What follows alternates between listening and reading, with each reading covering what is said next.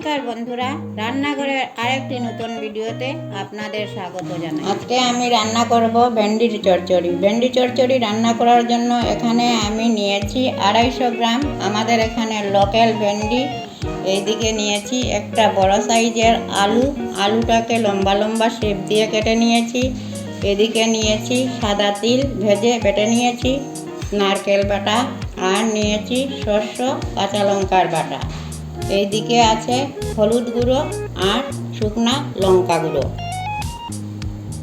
এখন আমি একটি ছোট্ট বাটির মধ্যে অল্প পরিমাণ জল নিয়ে মশলাগুলোকে একসাথে মিক্স করে নেব। প্রথমে দিয়ে দিচ্ছি হাফ চামচ হলুদ গুঁড়ো, হাফ চামচ লঙ্কা গুঁড়ো, আর দিয়ে দিচ্ছি কাঁচা লঙ্কা আর সর্ষের বাটা। এইরকম ছোটো বাটিয়ে এক বাটি পরিমাণ দিতে হবে।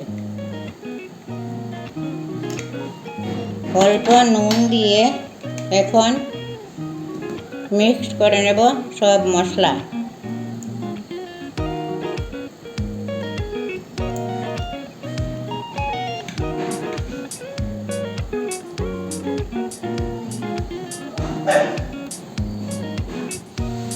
আগে থেকে এই কড়ার মধ্যে তেল দিয়ে রেখে দিয়েছিলাম, তেলটাও গরম হয়ে গেছে।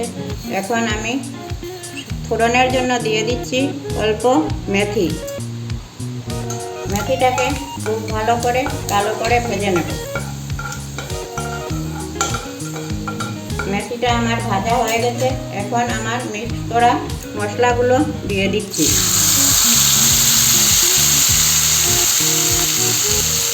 কম হিটে মশলাগুলোকে খুব ভালো করে ভেজে নেব।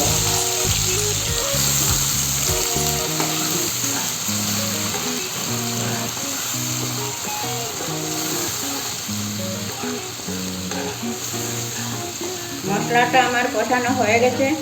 এখন মশলার গা থেকে তেল ছেড়ে দিচ্ছে। এখন দিয়ে দিচ্ছি প্রথমে আলুর পিসগুলো।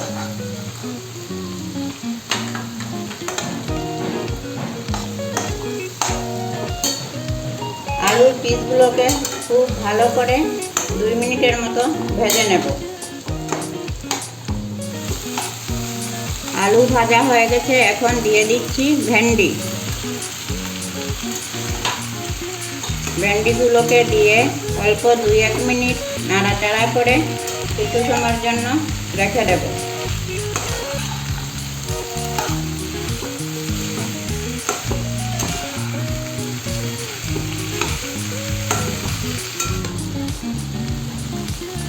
আলু ভেন্ডিগুলো আমার মশলার সাথে একসাথে ভাজা হয়ে গেছে। এখন আমি ওই মশলার বাটিগুলো ধুয়ে 1 বাটি পরিমাণ ছোটো বাটিতে জল নিয়েছি। ওই জলগুলো দিয়ে দেব সেদ্ধ হওয়ার জন্য। খুব বেশি জল দিতে হবে না, কারণ ভেন্ডি সবজিটা নরম। এখন আমি দিয়ে দেব সর্ষের বাটা,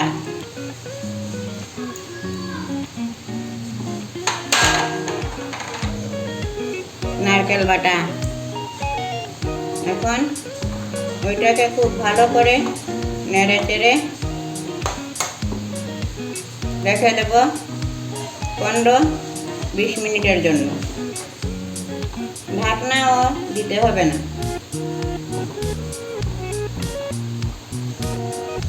ভেন্ডি চচ্চড়ি রান্না করা হয়ে গেছে। 20 মিনিট আমার লাগেনি, 15 মিনিটে হয়ে গেছে। এখন আমি সব শেষে অল্প চিনি আর কাঁচা সর্ষের তেল অল্প দিয়ে দিচ্ছি নামানোর আগে। আপনাদের যদি আমার এই রেসিপিটি ভালো লেগে থাকে তাহলে লাইক, শেয়ার, কমেন্ট করবেন। আর যারা এখনও আমার চ্যানেলটি সাবস্ক্রাইব করেননি তাড়াতাড়ি সাবস্ক্রাইব করে নেবেন নতুন নতুন ভালো ভিডিও পাওয়ার জন্য।